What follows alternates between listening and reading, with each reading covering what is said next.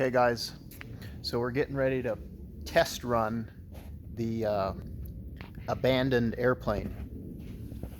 We've done a lot of work to it.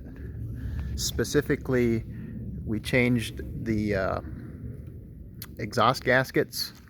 We put in new intake gaskets. I repainted the valve covers, all new stainless hardware.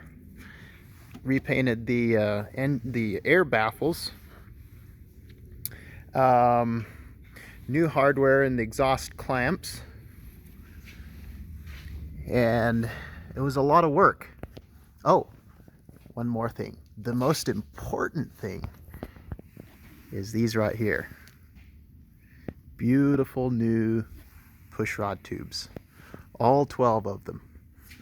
6 on each side.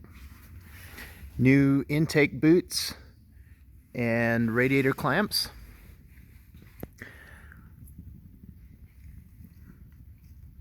All new hardware.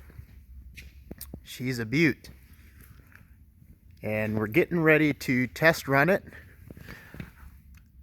We got the quick drain closed on the bottom of the engine. New oil filter. Still need to put the safety wire on. And right now we're putting in oil. Almost empty.